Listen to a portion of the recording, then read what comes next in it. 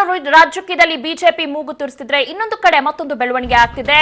ಅದೇನಂದ್ರೆ ತಮಿಳುನಾಡು ರಾಜಕೀಯ ವಿಚಾರವಾಗಿ ಈಗ ಬಿಜೆಪಿ ಸಂಸದ ಕೇಂದ್ರದ ವಿರುದ್ಧ ಸಿಡಿದೆದ್ದಿದ್ದಾರೆ.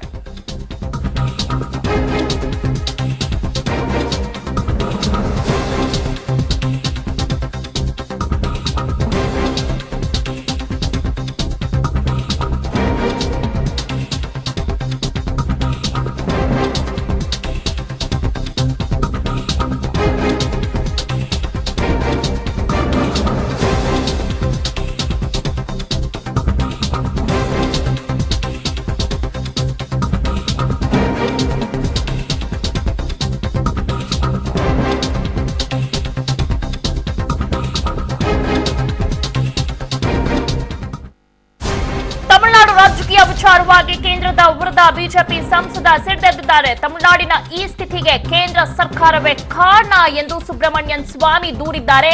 ಕೇಂದ್ರ ಸರ್ಕಾರದ ಸಚಿವರೊಬ್ಬರು ಇದೆಲ್ಲ ಮಾಡಿಸುತ್ತಿದ್ದಾರೆ ಎಂದು ರಾಜ್ಯಸಭಾ ಸದಸ್ಯ ಸಿಡಿದೆದ್ದಿದ್ದಾರೆ. ಇಂದು ಸಂಜೆಯೊಳಗೆ ಬಲ ಪ್ರದರ್ಶನ ಮಾಡುವಂತೆ ಪನ್ನೀರ್ಗೆ ಸಮಯ ಕೊಡಿ, ಇಲ್ಲ ಎಂದಾದ್ರೆ ಸರ್ಕಾರ ರಚಿಸಲು ಪಳನಿಸ್ವಾಮಿಗೆ ಅವಕಾಶ ನೀಡಿ, ನಿಮ್ಮ ಕೈಯಲ್ಲಿ ಆಗದಿದ್ರೆ ಕುರ್ಚಿ ಬಿಡಿ ಎಂದು ರಾಜ್ಯಪಾಲರು ಸ್ವಾಮಿ ಸಲಹೆಯನ್ನ ನೀಡಿದ್ದಾರೆ.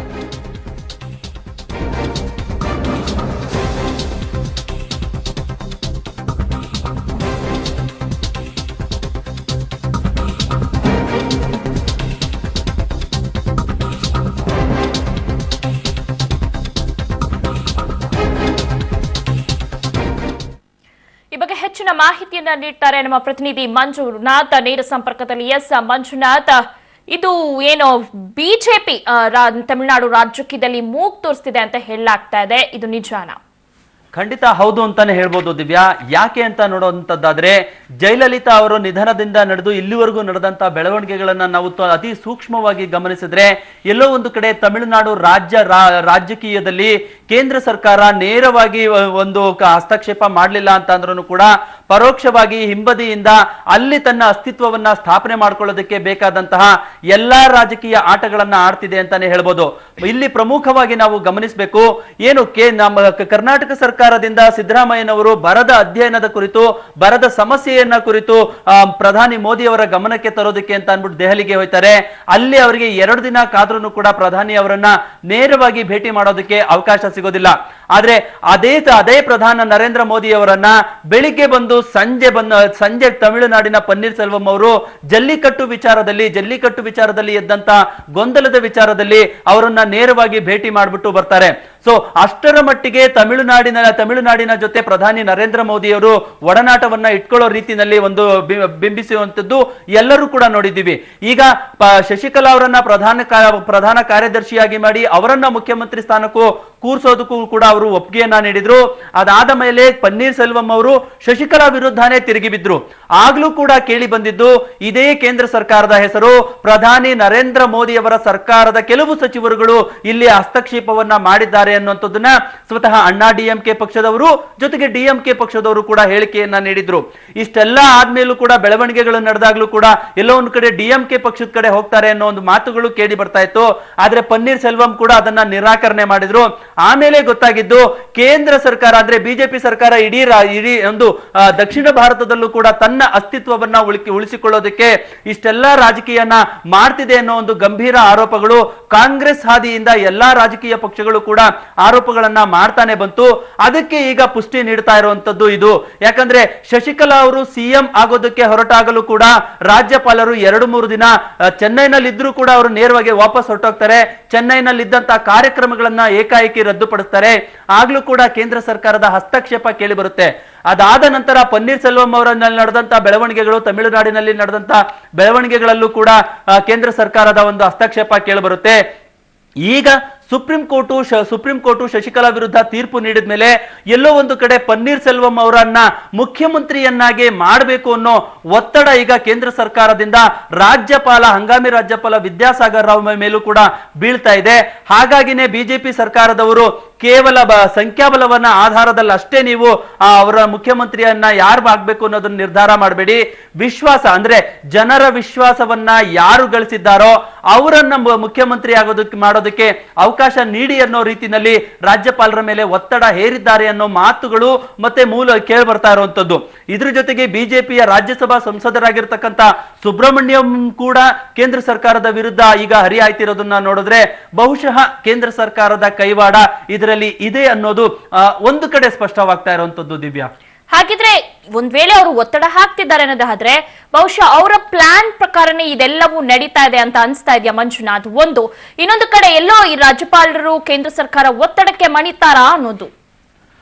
ರಾಜ್ಯಪಾಲರನ್ನ ಯಾಕಂದ್ರೆ ಕೇಂದ್ರ ಸರ್ಕಾರದ ಕಡೆಯಿಂದಲೇ ನೇಮಕ ಆಗಿರೋದ್ರಿಂದ ರಾಜ್ಯಪಾಲರು ತಮಿಳುನಾಡು ರಾಜ್ಯಕ್ಕೆ ಅವರು ರಾಜ್ಯಪಾಲರಾಗಿದ್ರು ಕೂಡ ಎಲ್ಲೋ ಒಂದು ಕಡೆ ಕೇಂದ್ರ ಸರ್ಕಾರದ ಒಂದು ಮಾತಿಗೆ ಅವರು ತಲೆ ಬಾಗ್ತಾ ಇದ್ದಾರ ಅನ್ನೋ ಒಂದು ಅನುಮಾನಗಳು ಕೂಡ ಈಗಾಗಲೇ ಕಾಡ್ತಾ ಇರೋದಕ್ಕೆ ಸಾಕಷ್ಟು ಉದಾಹರಣೆಗಳು ಸಿಕ್ಕಿವೆ. ಜೊತೆಗೆ ಈಗ ನಡೀತಾ ಇರುವಂತಹ ಬೆಳವಣಿಗೆಗಳು ಕೂಡ ಅಷ್ಟೇ. ಯಾಕಂತಂದ್ರೆ ಸುಪ್ರೀಂ ಕೋರ್ಟ್ ಆ ತೀರ್ಪು ಶಶಿಕಲಾನ್ನ ಅಪರಾಧಿ ಅಂತ ಘೋಷಣೆ ಮಾಡಿದ ಆ ಕ್ಷಣನೇ ಶಶಿಕಲಾ ಅವರು ರಾಜಭವನದ ಒಂದು ಕದ ತಟ್ಟಿದ್ರು. ಆದ್ರೆ ರಾಜ್ಯಪಾಲರು ಅದಕ್ಕೆ ಅವಕಾಶವನ್ನ ನೀಡಿರಲಿಲ್ಲ, ಸ್ವಲ್ಪ ಸಮಯವನ್ನ ಕಾಯಿಸಿದ್ರು. ಆ ಸಮಯಾವಕಾಶದಲ್ಲಿ ಅವರು ಕೇಂದ್ರ ನಾಯಕರ ಜೊತೆ ಒಂದಷ್ಟು ಚರ್ಚೆಯಲ್ಲಿ ನಿರತರಾಗಿದ್ರು ಅನ್ನುವಂಥದ್ದು ತಮಿಳುನಾಡು ರಾಜಕೀಯದ ಮೂಲಗಳಿಂದ ಸಿಕ್ಕಿರುವಂತದ್ದು. ಸೊ ಕೇಂದ್ರ ಸರ್ಕಾರದ ನಾಯಕರ ಜೊತೆ ಒಂದಷ್ಟು ಚರ್ಚೆಗಳನ್ನ ನಡೆಸಿ ಈಗ ಅವರು ಒಂದು ಭೇಟಿಗೆ ಅವಕಾಶವನ್ನ ನೀಡ್ತಾ ಇರುವಂತದ್ದು. ಸದ್ಯಕ್ಕೆ ಈಗ ಮೊದಲ ಹಂತದಲ್ಲಿ ಏನು ಸಂಖ್ಯಾಬಲವನ್ನ ತೋರಿಸ್ತಾ ಇದ್ದಾರೆ, ಶಕ್ತಿ ಪ್ರದರ್ಶನಕ್ಕೆ ಮುಂದಾಗಿರುವಂತಹ ಶಶಿಕಲಾ ಬಣದ ಪಳನಿಸ್ವಾಮಿ ಅವ್ರ ಜೊತೆ ಈಗ ಇನ್ನೇನು ಕೆಲವೇ ಕ್ಷಣಗಳಲ್ಲಿ ಅವ್ರ 5:15ಗೆ ಅವ್ರನ್ನ ರಾಜಭವನಕ್ಕೆ ಕರೆಸ್ಕೊಂಡು ಅವ್ರ ಜೊತೆ ಮಾತುಕತೆ ನಡೆಸ್ತಾರೆ. ಅದಾದ ನಂತರ ಪನ್ನೀರ್ ಸೆಲ್ವಂ ಅವ್ರಿಗೂ ಕೂಡ ರಾಜ್ಯಪಾಲ ವಿದ್ಯಾಸಾಗರ್ ರಾವ್ ಅವರು ಒಂದು ಅವಕಾಶವನ್ನ ನೀಡಿರುವಂತದ್ದು. ಸೊ ಹಾಗಾಗಿ ಎಲ್ಲೋ ಒಂದು ಕಡೆ ಕೇಂದ್ರ ಸರ್ಕಾರದ ಮಾತಿಗೆ ರಾಜ್ಯಪಾಲರು ಬಗ್ತಾ ಇದ್ದಾರಾ ಅಥವಾ ಅವರ ತಾಳಕ್ಕೆ ಕುಣಿತಾ ಇದ್ದಾರಾ ಅಂತ ಸುಬ್ರಹ್ಮಣ್ಯಂ ಸ್ವಾಮಿ ಸೇರಿದಂತೆ ಸ್ವತಃ ಬಿಜೆಪಿ ನಾಯಕರೇ ಮಾಡ್ತಿರುವಂತಹ ಒಂದಷ್ಟು ಆರೋಪಗಳು ಬಹುಶಃ ಸತ್ಯ ಆಗಿರಬಹುದು ಅನ್ಸುತ್ತೆ. ದಿವ್ಯಾ, ಹಾಗಿದ್ರೆ ಸಂಖ್ಯಾ ಬಲ ಎಲ್ಲವೂ ವರ್ಕೌಟ್ ಆಗಲ್ಲ ಅಂತ ಹೇಳ್ಬೋದಾ ಇಂಡೈರೆಕ್ಟ್ ಆಗಿ? ಸಂಖ್ಯಾಬಲ ಎಷ್ಟರ ಮಟ್ಟಿಗಿದೆ ಅನ್ನೋದನ್ನ ಕೂಡ ಇದುವರೆಗೂ ಅಧಿಕೃತವಾಗಿ ಯಾರೂ ಕೂಡ ನೀಡಿಲ್ಲ. ಸೊ ಹಾಗಾಗಿ ಈಗ ರಾಜ್ಯಪಾಲರು ಎರಡೂ ಬಣಗಳು ಅಂದ್ರೆ ಪನ್ನೀರ್ ಸೆಲ್ವಂ ಬಣ ಮತ್ತು ಶಶಿಕಲಾ ನೇತೃತ್ವದ ಸ್ವಾಮಿ ಏನಿದ್ದಾರೆ ಅವರ ಎಡಪ್ಪಾಡಿ ಪಳನಿಸ್ವಾಮಿ ನೇತೃತ್ವದ ಬಣ, ಆ ಎರಡೂ ಬಣಗಳ ರಾಜಕೀಯದ ಅವರ ಬೆಂಬಲಿಗ ಶಾಸಕರು ಎಷ್ಟಿದ್ದಾರೆ, ಇವರ ಬೆಂಬಲಿಗ ಶಾಸಕರು ಎಷ್ಟಿದ್ದಾರೆ, ಇವೆಲ್ಲವನ್ನೂ ಕೂಡ ಅವರು ಅಳೆದು ತೂಗಿ ಸ್ವತಃ ಕೇವಲ ಸಹಿಯಾಗಿರೋ ಸಂಗ್ರಹದ ಪತ್ರವನ್ನಷ್ಟೇ ಅಲ್ಲ, ಖುದ್ದು ಶಾಸಕರನ್ನೇ ಕರೆಸಿ ಈ ಬಗ್ಗೆನೂ ಚರ್ಚೆ ಕೂಡ ನಡೆಸ್ತಾರೆ ಅಂತ ಹೇಳಾಗ್ತಾ ಇದೆ. ಆದ್ರೆ ಯಾವಾಗ ಈಗ 5:15ಗೆ ಎಲ್ಲಾ ಶಾಸಕರ ಜೊತೆನೂ ಕೂಡ ಚರ್ಚೆ ನಡೆಸ್ತಾರಾ ಅಥವಾ ವಿಶೇಷವಾದಂತಹ ವಿಧಾನಸಭೆ ಅಧಿವೇಶನವನ್ನ ಕರೆದು ಅಲ್ಲಿ ರಹಸ್ಯ ಮತದಾನದ ಮೂಲಕ ಪನ್ನೀರ್ ಸೆಲ್ವಂಗೆ ಮತ್ತು ಪಳನಿಸ್ವಾಮಿ ಇವರಿಬ್ಬರು ಮಧ್ಯೆ ನಡೀತಿರುವಂತಹ ಮುಖ್ಯಮಂತ್ರಿ ಕುರ್ಚಿಯ ಪೈಪೋಟಿಗೆ ತೆರೆ ಎಳಿತಾರ ಅನ್ನೋದು ಸದ್ಯಕ್ಕೀಗ ಇರುವಂತಹ ಕುತೂಹಲ. ದಿವ್ಯಾ, ಬಟ್ ಎಲ್ಲವೂ ಒಂದ್ ಕಡೆ ನೋಡೋದಾದ್ರೆ ರಾಜಕೀಯದಲ್ಲಿ ಹಿಂಗೆ ಆಗುತ್ತೆ ಅಂತ ಹೇಳಿ ಯಾವುದೇ ಕಾರಣಕ್ಕೂ ಹೇಳಕ್ ಆಗಲ್ಲ. ಆದ್ರೆ ನಾಳೆ ಪಳನಿಸ್ವಾಮಿ ಅವರು ಪ್ರಮಾಣ ವಚನ ಸ್ವೀಕರಿಸುವ ಸಾಧ್ಯತೆ ಇದೆ. ಎಲ್ಲೋ ಒಂದು ಕಡೆ ಈಗ ಬಿಜೆಪಿ ಮೂಗ್ ತುರಿಸ್ತಿರೋದ್ರಿಂದ ಇದಕ್ಕೂ ಬ್ರೇಕ್ ಬೀಳುವ ಸಾಧ್ಯತೆ ಇದೆಯಲ್ವಾ ಮಂಜುನಾಥ್?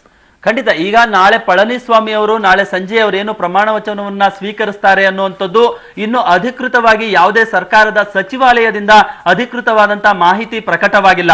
ಯಾಕಂತ ಅಂದ್ರೆ ಇನ್ನು ಯಾರ ಪರವಾಗಿ ಸಂಖ್ಯಾಬಲ ಹೆಚ್ಚಾಗಿದೆ ಅನ್ನೋದನ್ನ ರಾಜ್ಯಪಾಲರು ಇನ್ನು ಒಪ್ಪಿಗೆಯನ್ನ ನೀಡಬೇಕು. ರಾಜ್ಯಪಾಲರು ಒಪ್ಪಿದ ಬಳಿಕವಷ್ಟೇ ಅದು ಸಚಿವಾಲಯಕ್ಕೆ ಬರುತ್ತೆ. ಸಚಿವಾಲಯದವರು ರಾಜಭವನದಲ್ಲೂ ಕೂಡ ಆ ರೀತಿಯಾದಂತಹ ಒಂದು ಪ್ರಮಾಣ ವಚನ ಕಾರ್ಯಕ್ರಮಕ್ಕೆ ಒಂದು ವೇದಿಕೆಯನ್ನ ಕಲ್ಪಿಸಿಕೊಡ್ಬೇಕು. ಆದ್ರೆ ಇನ್ನು ರಾಜ್ಯಪಾಲರ ಬಳಿ ಸಂಖ್ಯಾಬಲ ಯಾರ್ಯಾರಿಗಿದೆ ಅನ್ನೋದು ಇನ್ನೂ ಅಧಿಕೃತವಾಗಿಲ್ಲ. ಈಗ ಪಳನಿಸ್ವಾಮಿ ಅವರ ನೇತೃತ್ವದಲ್ಲಿ ಸುಮಾರು 120 ಶಾಸಕರು ಇದ್ದಾರೆ ಅಂತ ಹೇಳಲಾಗ್ತಾ ಇದೆ. ಜೊತೆಗೆ ಅವರ ಸಹಿ ಸಂಗ್ರಹವೂ ಆಗಿದೆ ಅಂತ ಖುದ್ದು ಪಳನಿಸ್ವಾಮಿ ಅವರೇ ಹೇಳಿದ್ದಾರೆ. ಆದ್ರೆ ಆ ಸಹಿ ಸಂಗ್ರಹ ಮಾಡಿದವರು ನಿಜಕ್ಕೂ ಅವರೇನಾ ಅನ್ನುವಂತ ಒಂದು ಅನುಮಾನಗಳು ಈಗ ಹುಟ್ಟಿಕೊಂಡಿರುವಂತದ್ದು. ಅದೇ ಅನುಮಾನಗಳನ್ನ ಬಗೆಹರಿಸಿಕೊಳ್ಳೋದಕ್ಕೋಸ್ಕರನೇ ಪನ್ನೀರ್ ಸೆಲ್ವಂ ಬಣವನ್ನು ಕೂಡ ರಾಜ್ಯಪಾಲರು ಆಹ್ವಾನ ಮಾಡಿದ್ದಾರೆ. ಅಂದ್ರೆ ಯಾಕಂದ್ರೆ ಪನ್ನೀರ್ ಸೆಲ್ವಂ ಬಣದಲ್ಲೂ ಕೂಡ ಬೇಕಾದಂತಹ ಒಂದಷ್ಟು ಶಾಸಕರೇನಿದ್ದಾರೆ ಅವರು ಶಶಿಕಲಾ ಅವರ ಬಣದಲ್ಲೂ ಪಳನಿಸ್ವಾಮಿ ಅವರ ಜೊತೆನೂ ಕೂಡ ಗುರುತಿಸಿಕೊಂಡಿದ್ದಾರೆ ಅನ್ನುವಂಥದ್ದು ಪನ್ನೀರ್ ಸೆಲ್ವಂ ಅವರ ನೇರ ಆರೋಪ. ಆದ್ರೆ ಅಧಿಕೃತವಾಗಿ ಅವರನ್ನ ಮಾತಾಡೋದಕ್ಕೆ ಮಾಧ್ಯಮಗಳ ಮುಂದೆ ಆಗ್ಲಿ ಬಿಡ್ತಿಲ್ಲ, ರಾಜಭವನಕ್ಕೂ ಕರೆಸಿ ಅವರನ್ನ ಮಾತುಕತೆಗೆ ಅವಕಾಶವನ್ನ ನೀಡ್ತಿಲ್ಲ. ಹಾಗಾಗಿನೇ ಇಷ್ಟೆಲ್ಲ ಗೊಂದಲಗಳಿದಾವೆ. ಶಶಿಕಲಾ ಬಣದಲ್ಲೂ ಕೂಡ ನನ್ನದೇ ಆದಂತಹ ಬೆಂಬಲಿಗರ ಒಂದು ತಂಡ ಇದೆ ಅನ್ನುವಂಥದ್ದು ಪನ್ನೀರ್ ಸೆಲ್ವಂ ಅವರ ವಾದ ಆಗಿರೋದು. ಸೊ ಹಾಗಾಗಿ ರಾಜ್ಯಪಾಲರು ಈಗ ಯಾವ ನಿರ್ಧಾರವನ್ನ ಕೈಗೊಳ್ತಾರೆ ಅನ್ನೋದು ಈಗ ಇರುವಂತಹ ಪ್ರಮುಖವಾಗಿರುವಂತಹ ನಿರ್ಧಾರ ಏನು ಅನ್ನೋದು ಗೊತ್ತಾಗಬೇಕು. ದಿವ್ಯಾ, ಓಕೆ ಮಂಜುನಾಥ್, ಧನ್ಯವಾದಗಳು ತಮ್ಮೆಲ್ಲ ಮಾಹಿತಿಗಾಗಿ. ರಾಜ್ಯ ರಾಜಕೀಯದಲ್ಲಿ ವಾರದಿಂದ ಡೈರಿಯ ಸುದ್ದಿ ಇತ್ತು. ಈಗ ಅದಕ್ಕೆ ಸಿಡಿ ಸೇರ್ಕೊಂಡಿದೆ. ಸಿಎಂ ಸಿದ್ದರಾಮಯ್ಯ ತಮ್ಮ ಕುರ್ಚಿ ಉಳಿಸಿಕೊಳ್ಳಕ್ಕೆ ಕಾಂಗ್ರೆಸ್ ಹೈಕಮಾಂಡ್ಗೆ 1,000 ಕೋಟಿ ರೂಪಾಯಿ ಕಪ್ಪ ಕೊಟ್ಟಿದ್ದಾರೆ ಅಂತ ಸಿದ್ದರಾಮಯ್ಯ ಆಪ್ತ MLC ಗೋವಿಂದರಾಜು ಅವರ ಮನೆಯಲ್ಲಿ ಸಿಕ್ಕಿರೋ ಡೈರಿನಲ್ಲಿ ಎಲ್ಲ ವಿವರ ಇದೆ ಅನ್ನೋ ಆರೋಪವನ್ನ ನಾನು ಗಂಭೀರವಾಗಿ ಮಾಡಿದ್ದೇನೆ ಅಂತ ಯಡಿಯೂರಪ್ಪ ಹೇಳಿದ್ದಾರೆ. ಮತ್ತೆ ಬಿಜೆಪಿ ಕಚೇರಿಯಲ್ಲಿ ಕೋರ್ ಕಮಿಟಿ ಸಭೆ ನಡೆದಿದೆ.